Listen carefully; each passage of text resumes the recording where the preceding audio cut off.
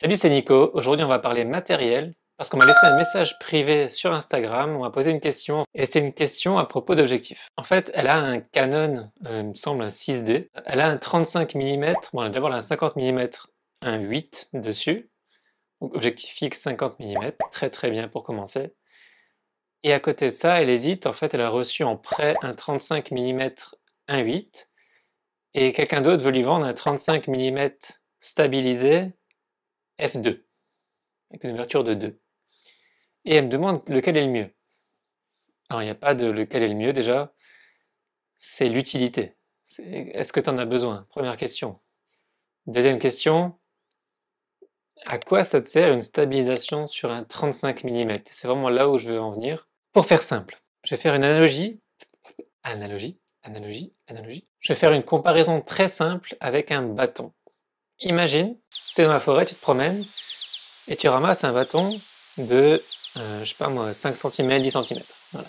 Tu prends ton bâton en main, il est comme ça, il bouge pas. Maintenant, tu prends un bâton d'1,50 m, 2 mètres, il va être comme ça. Toi, tu vas le tenir ici, et au bout, il va faire ça. Il sera toujours comme ça, en mode vague. Pourquoi? Parce que forcément, tu as tout le poids d'un côté, de l'autre côté, il y a moins de poids, et donc c'est moins stabilisé. Et c'est là que je veux en venir.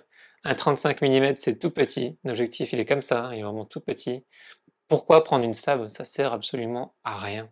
Vraiment. Pourquoi on devrait avoir un stabilisé sur un 35 mm? Surtout pour ce qu'elle va en faire. Elle fait de la photo de grossesse et de la photo de bébé. Alors oui, un bébé, ça bouge, hein, bien sûr, mais c'est pas toi qui bouge, c'est toi qui l'appareil en main. 35 mm. Ça bouge pas, c'est tout petit, c'est quasiment un tout petit truc, un peu plus gros que ton boîtier, quoi. C'est vraiment rien du tout. Donc ça sert à rien, stabilisé à 35 mm. Maintenant, tu vas sur du 200, j'irai au-dessus de 100, peut-être encore un 85, ça dépend, mais on va dire au-dessus de 100.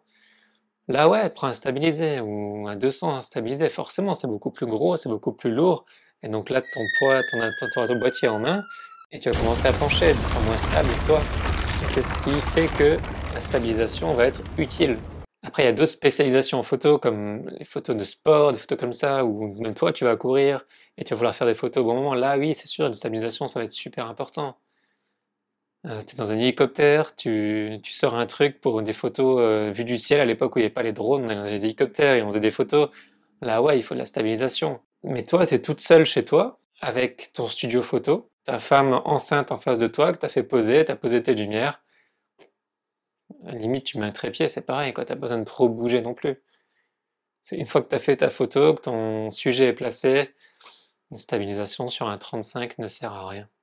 Et pour moi, en général, une stabilisation ne sert à rien avant 100 mm. Vraiment.